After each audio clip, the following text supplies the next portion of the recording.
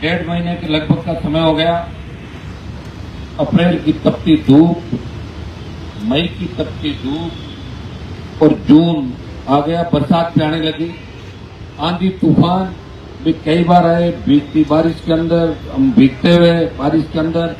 और लगातार इस आंदोलन में राजस्थान के नौजवानों का, एसआई भर्ती के अभ्यर्थी, आरपीसी के हमारे जो 18-21 का आरएस एग्जाम के अभ्यर्थी और विभिन्न संगठनों के, विभिन्न जो बेरोजगारों के यह संगठन बने हुए, संघर्ष समितियां, हमारे विश्वविद्यालय के छात्र और राजस्थान के कोने कोने से एक बार हमने गिरफ्तारी का बड़ा कार्यक्रम रखा, जेल भरो आंदोलन।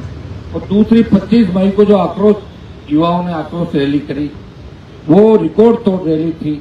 इस गर्मी के अंदर अपने अपने साधनों से राजस्थान के नौजवानों ने दिल्ली तक ये संदेश दे दिया, मोदी जी हम आक्रोशित हैं। इस आक्रोश का एक इलाज है, इस आक्रोश की आग के अंदर नहीं तो जल जाएगी बीजेपी और कांग्रेस। एक ही इलाज है युवाओं का आक्रोश कम करने का, थमने का, कि एसआई भर्ती रद्द करके आरपीएससी को भंग करो, माध्यमिक शिक्षा बोर्ड, कर्मचारी चयन बोर्ड को नए सिरे से इनकी संरचना हो और दोबारा पेपर लीक की घटनाएं राजस्थान के अंदर नहीं। भाइयों, एक आह्वान, शायद इस देश के अंदर इतना प्यार, प्रेम, आशीर्वाद किसी नेता को नहीं मिला कि एक आह्वान पे उस धूप के अंदर लोग अपने अपने साधनों से आए, तकलीफ में। जितने डोमो टेंट में थे उससे 3 गुना बाहर सड़कों पे थे, 10-10 किलोमीटर के जाम लगे। और कांग्रेस, भारतीय जनता पार्टी सहित देश के तमाम नेताओं की जो सियासत है वो हिल गई। वो देख रहे थे कि राजस्थान में भूचाल कहां से आ गया। वैसे राजस्थान में भूचाल 2018, 17, 16 के अंदर आ गया था, जब हमने हुकार भरी थी उस समय राजस्थान के अंदर राजनीतिक दृश्य को बदलने की। लेकिन दुर्भाग्य 18 और 18 से 23 के बीच सकारात्मक दृष्टि से हम कमजोर रहे, हमारे साथ संख्या बढ़ती रही, लेकिन वोट में उसको कैसे बदले हमने चिंता करी। कई बार कई कांग्रेस के लोगों की चिंता कर ली, कई बीजेपी के लोगों की कर ली, कई अच्छे लोगों की कर ली कि यार हमारी वजह से कोई हार नहीं जाए, ये जीत नहीं जाए। तो इस चक्कर के अंदर राष्ट्रीय लोकतांत्रिक पार्टी का ग्राफ थोड़ा डाउन हो गया। वैसे वोट नहीं घटे हमारे, 18 में 8.5-9 लाख वोट थे और 23 में 10 लाख के करीब वोट थे। अलायंस का जोड़ते हैं तो हमारे 14 लाख अलायंस के वोट इसके अंदर आए थे। पंचायत चुनाव, पालिका चुनाव, कोई पार्टी ऐसी नहीं राजस्थान के अंदर जैसे पंचायत चुनाव लड़े, पालिका चुनाव लड़े। राजस्थान में पालिका चुनाव लड़े, एक चेयरमैन हमारा रहा। पंचायत चुनाव में 5 प्रधान, 4 एक समर्थित 5 प्रधान हमारे बने। और अभी भी इस पार्टी के 3 प्रधान हमारे पास है, एक छोड़ के चला गया और दूसरा भी दूसरी जगह अपने वो दिखा रहा है स्वामी भक्ति। लेकिन निश्चित रूप से राजस्थान के जवानों ने मान लिया कि हमारी आस्था हनुमान बेनीवाल के साथ है। और 23 का जो बदला है, 23 के अंदर हम उनको इतना समर्थन नहीं दे पाए, क्योंकि आपको याद होगा जब मोदी के खिलाफ देश का किसान लड़ रहा था तो मेरे समाज के 25 से ज्यादा सांसद दिल्ली के अंदर थे, लेकिन मोदी का साथ छोड़ने की हिम्मत किसी ने नहीं करी।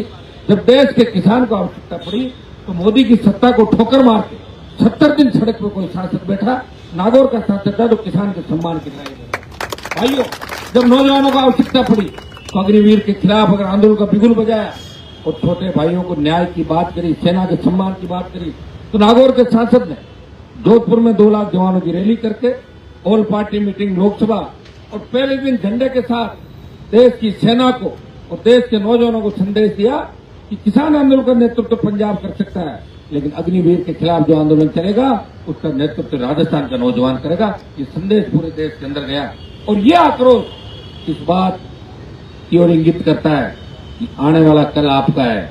थोड़ी हिम्मत रखना, हौसला रखना। डरी हुई सरकार, आप देखो कैसे डरी कि सरकार के जो कमिश्नर और संभाग खुद ही वहां पहुंच गए और माइक हाथ में लेके भाषण देने लगे। देखा आपने, वो तो अच्छा रहा, नहीं तो एक आध वहां पार्टी ज्वाइन कर लेता। अंदर बैठे बना दुपट्टा क्यों डाके, वो तो समझ गए तो तैयार, ठीक है साहब आपकी पार्टी बहुत अच्छी है, तो ज्वाइन करने में समय। पहली बार सरकार डरी और डरी सरकार भागी, बचाओ बचाओ, इधर पूछ मत करो। डरा देना बजरलाल सरकार को। कांग्रेस ने नहीं डरी।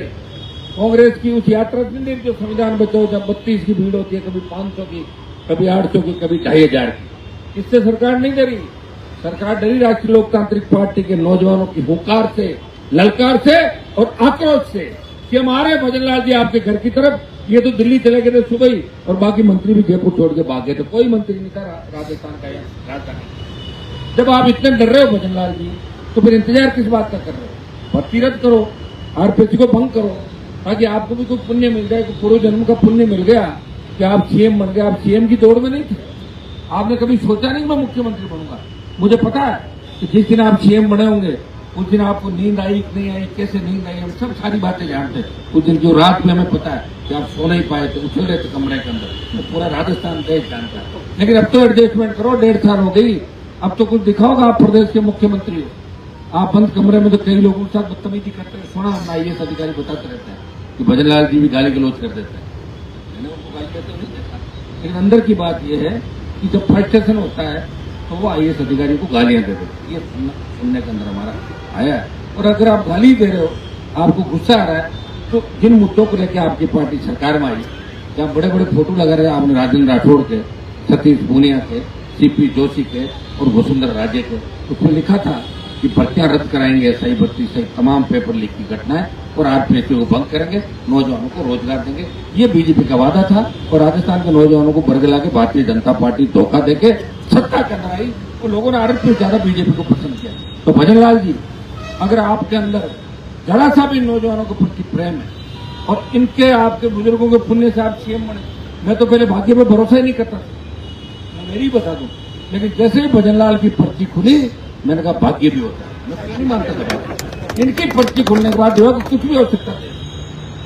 एक दो ऐसे लोग और है देश के अंदर, उनका भी बताऊंगा 1-2 दिन बाद आपको, कि एक तो भजनलाल, एक दूसरा एक और नाम बताऊंगा जो देश में बहुत बड़े पद पर बैठा है, कि उनको देखने के बाद लगा कि भाग्य होता है। जो जिस चीज के लायक नहीं उससे ज्यादा किसी को मिल जाए, तो भाग्य की बात है। यहाँ पे संघर्ष करने वाले तो बहुत से लोग हैं। सीएम के सपने भी बहुत से लोगों ने लिए, तो कई तो विधानसभा में नहीं पहुंच पाए, और कहीं पहुंचे तो भजनलाल जी बात कर रहे थे आके, पता नहीं जेल के घूंट कैसे पी रहे हैं, हमें छूट रहे हैं चीजों की। और मैं हम इस रेस के अंदर थे। हम एक ही आह्वान आपसे करते हैं कि आप इस मुगालते में मत रहना कि आंदोलन इनका हो गया।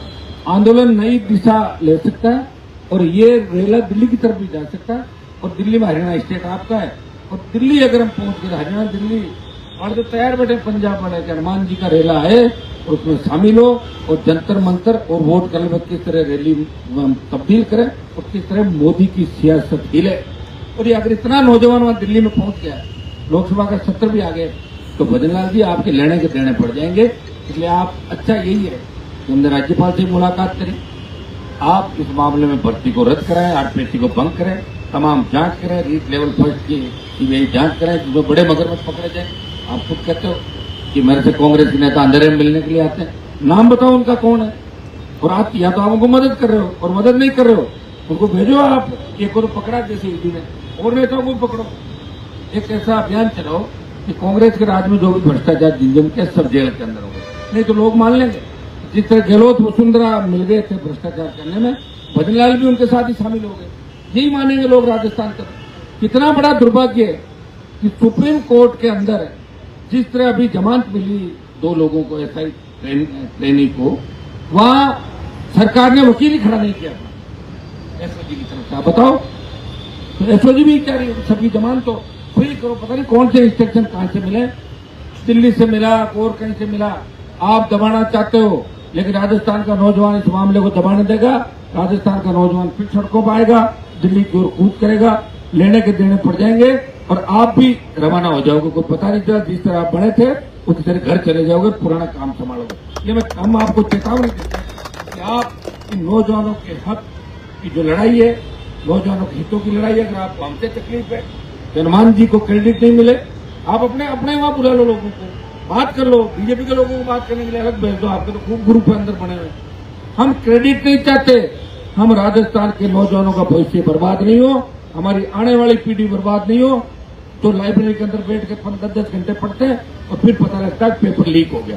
आपका तो जो अभी JTE का एग्जाम हुआ, उसके OMR शीट में दस्तखत नहीं कराए आपने, नए स्टूडेंट के कराए, और ना आपके उसके जो वीक्षक है उसके कराए, तो फिर कैसे माने कि आप ठीक हो? आप तो अशोक गहलोत की गुरु निकले, वो तो पेपर लीक में थे, आप तो OMR सीट ही बदलवा दो के अंदर, हल्ला ही नहीं होगा। तो बहुत बड़ी विडंबना इस प्रदेश की है, और निश्चित रूप से प्रदेश को बर्बाद होने से बचाने के लिए तमाम नौजवानों को एक मंच में आना होगा। मैं तो हमेशा कहता हूँ, कांग्रेस बीजेपी के खिलाफ जितने भी लोग हैं, तीसरे मोर्चे के लोग हैं, वो सब आमंत्रित, यह सबका स्वागत है। लेकिन ये मेरे घर पे कोई कार्यक्रम नहीं है कि मैं फोन करके बुलाऊं लोगों। अपने आप आ जाओ, मैं भी तो बैठा ही हूँ अपना, इसमें तो मैंने झंडा ही नहीं लगा रखा नहीं, तो यहाँ आने में तो किसी को दिक्कत ही नहीं। आना चाहिए लोगों को, और आके संदेश देना चाहिए कि हम भी इस आंदोलन के अंदर, इस न्याय की लड़ाई के अंदर हनुमान बेनीवाल और राजस्थान के तमाम जवानों के साथ है, तमाम संघर्ष समितियों के साथ है, जो इस लड़ाई को लंबे समय से लड़ाई। 3-4 साल पहले की लड़ाई, क्या वो लोग भूल गए कि लड़ाई की शुरुआत आपने करी, और शुरुआत करके सत्ता का सुख भोग रहे हो, दूसरे कामों में लगे आप उस चीज को बुलाने के लिए। कितने कहीं भी लग जाओ, अंगुली उठेगी। शुरुआत आपने करी थी, अब कहां चले गए? दूसरे काम छोड़ो, क्या उनके भाई असर नहीं होने वाला उन कामों का? काम पकड़ लेना और उसको बीच में छोड़ देना। तो जिन जिन नेताओं ने क्या ठीक नहीं है, मैं कांग्रेस के नेताओं से, बीजेपी के नेताओं से कहना चाहूंगा, जो RPSC बंद करने की बात कर रहे, SI प्रतिगत करने की बात कर रहे, तमाम पेपर लीक की घटनाओं के खिलाफ जिन्होंने आंदोलन किया, उनको एकजुट होकर इस भजनलाल सरकार के खिलाफ इस आंदोलन के अंदर हिस्सा लेना चाहिए। अगर हमारा साथ नहीं लो, अलग टैंक लगा लो, वहां वो जगह पड़ी, और कहीं चले जाओ। अरे कम से कम लड़ो तो सही, भूलो तो मत। अपनी कथनी और करने के अंदर अंतर नहीं होना चाहिए, और वचन का आदमी को पक्का होना चाहिए। तकलीफ पड़ सकती है, लेकिन जो वचन का पक्का होता है उसमें ईश्वर की कृपा होती है, और जनता भी, जवान भी उसी का विश्वास करते हैं। आज राजस्थान में घने नेता घूम रहे हैं, पूछ लो। और ये मोदी ने जो रैली करी, मोदी ने तो पूरे देश को लगाया, प्रदेश को लगाया, तब जाके वहां रैली करी। अपने तो एक आह्वान पर लोग आगे बिना गए, लोगों ने कहा आप बैठे रहो, हमारे इस बार आपको मजबूत करने के लिए। तो ये ताकत राजस्थान में खड़ी है, और ये ताकत इस दिशा की ओर इंगित कर रही है कि आने वाला समय न कांग्रेस का होगा न भाजपा का होगा, आने वाला समय राजस्थान के नौजवान का होगा और किसान का होगा। किसान के बेटे सत्ता में कब्जा करेंगे, और इन दोनों चोर मोचेरे भाई जो मिलके इस राजस्थान को लूट रहे, एक सांपनाथ है, दूसरा नागनाथ, इनसे हमें छुटकारा मिले, और राजस्थान के लोग अच्छे कानून व्यवस्था, जो पुराना हमारा कानून का राज था, उसके अंदर हम जिए। हमारा किसान बेरोजगार कभी आत्महत्या नहीं करे, और बहन बेटी की चीख पुकार इस राजस्थान में नहीं हो। तो नंबर 1 आ गया महिला अत्याचार के अंदर। भाइयों, बहुत बड़ा दुर्भाग्य राजस्थान का। इसीलिए मैं कहता हूं आपको, कोई फिर हिस्ट्री में बात चली जाएगी, लड़ाई लड़ी नहीं, कुछ लोगों ने लड़ाई लड़ी, और फिर वही टूट आएंगे दूसरे। ये मैं नहीं कह रहा, इतिहास कह रहा है। 66 साल में एक व्यक्ति ने पार्टी बनाई और वो लड़ रहा है, लेकिन जो समर्थन राजस्थान की जनता का मिलना चाहिए वो नहीं मिल रहा है। सड़क पर टोल दे रहे हो, बिजली की VCR भर रहा है, थाने में आपको अपमानित कर रहे हैं, बेइज्जती कर रहे हैं, कर्जे, किसान कर्जे के बोझ से दबा जा रहा है, जवान कभी पुलिस की गोली का शिकार हो रहा है, बेरोजगार से तंग आकर आत्महत्या कर रहा है, सरकार लूट रही है, और फिर भी आप कहते हो कि बस अब की बार बदल देंगे और वोट दे रहे हो दूसरी पार्टी को। एक ही सीखा आपने कांग्रेस बीजेपी, तीसरा सीखा नहीं, इसलिए तीसरा आपको सीखना है।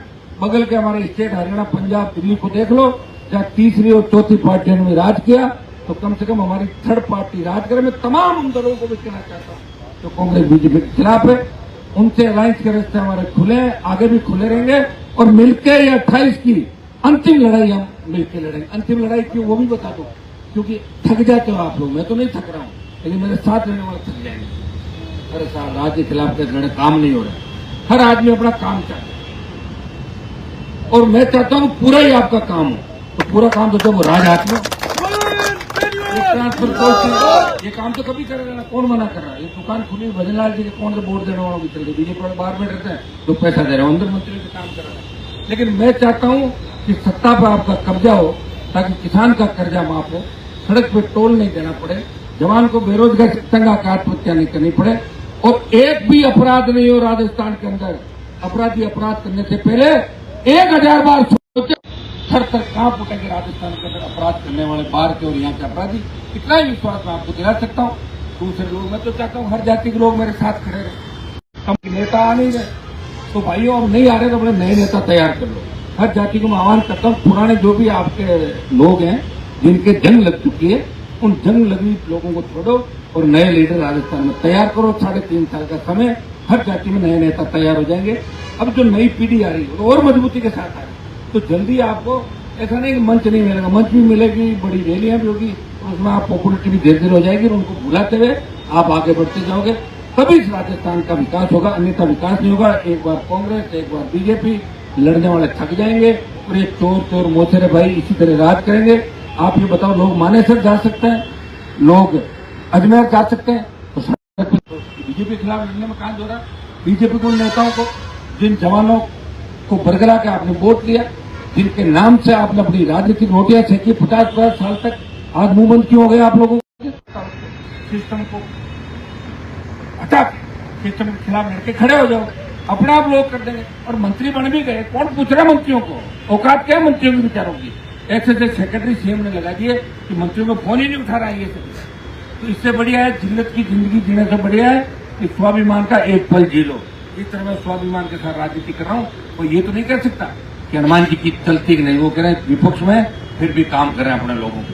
सपोज करो कि मेरे हाथ में अगर कलम हो और मैं मंत्री बन भी जाता 20 साल पहले, और मेरी नहीं चलती, तो आप बताओ मैं क्या करता? आप बताओ, नहीं चलती तो मैं किसी का इलाज करता, और इलाज बताता हूँ आपको। सीएम के आसपास बैठ गए तो भी आपका भला कर देंगे। वो जब होगा जब अपन मिलकर इस राजस्थान की लड़ाई लड़ेंगे। लोकतंत्र के अंदर वोट की कीमत होती है, और वोट में ये नौजवान बहुत बड़ा बदलाव कर सकता है। 1857 की जो क्रांति थी, वो भी का परिणाम था कि 1947 में देश आजाद हुआ। खाली महात्मा गांधी के एक थप्पड़ मारा, दूसरा गाल आगे को, उससे देश आजाद नहीं हुआ है। समझ गया?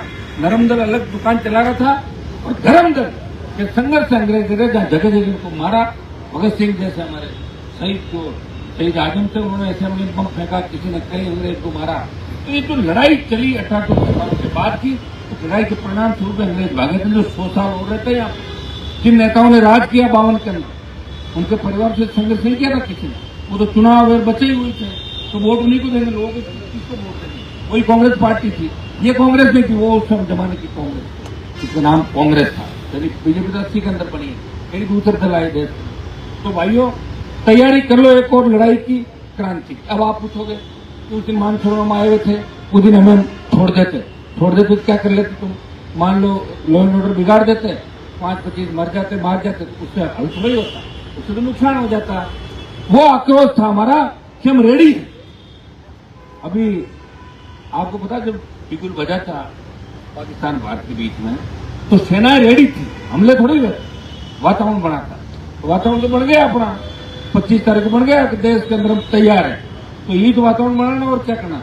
अगला जो अटैक होगा उसमें जीत होगी अपनी, इसके लिए तैयार हो जाओ सारे जीत। तो सरकार को पता, वो जो कहेंगे करेंगे, और इस बार खाली हाथ नहीं जाएंगे। इसलिए अपनी बात तय रखना। मैं आंदोलन का इसलिए समय नहीं दे रहा हूँ कि अगला पड़ाव किस जगह होगा, कैसे होगा। कोई ट्रैक हो सकता है, कोई हाईवे हो सकता है, कूच भी हो सकता है, प्रधानमंत्री का आवास भी हो सकता है, वोट क्लब भी हो सकता है, आपका दिल्ली का जंतर मंत्र भी हो सकता है, दूसरा मैदान भी हो सकता है। की लड़ाई वापस हमें लड़नी। नौजवान के लिए कोई लड़ ही नहीं रहा, कोई बोल ही नहीं रहा। हर स्टेट के अंदर लोग अपनी अपनी पॉलिटिकल पार्टियों को क्षेत्रीय मुद्दों पे उस पर चल रहे हैं कि हमारी स्टेट का ये मुद्दा हम तो यही करेंगे। तो अपने अपने स्टेट में एक व्यक्ति को मौका मिला, और यही मैं अगर 60 साल का एमपी बनता तो मैं लड़ाई नहीं लड़ पाता। एमपी बना जब उम्र कम थी मेरी, तो उम्र का एडजस्टमेंट ठीक है, इसलिए लड़ रहा हूँ। लेकिन मैं भी 60-65 साल का हो जाऊंगा, इसकी लड़ाई थोड़ी लड़ पाऊंगा जितनी आज की तारीख में लड़ रहा हूँ। कि भाइयों समझो, ताकतवर बनो, मजबूत बनो, और अपने नेता को भी समझो, जो हर विकट परिस्थिति के अंदर कौम के लिए, किसान के लिए, प्रदेश की इज्जत मान सम्मान के लिए लड़ाई लड़ रहा है। जब पहलवान बेटियां न्याय के लिए बैठी थी, तो हरियाणा की थी सारी बेटियां, राजस्थान की एक भी पहलवान नहीं थी, लेकिन उनको सम्मान दिलाना। देश का पहला एमपी अगर जंतर मंतर पर गया, नागौर का सांसद था, जिसमें व्यक्तिगत दुश्मन है, और ये सही है। वो आप देख भी रहे हो सोशल मीडिया पर कि किस व्यक्ति को किस किस तरीके की भाषा का उपयोग करके, और ये सोशल मीडिया में लगातार लंबे समय चल रहा है।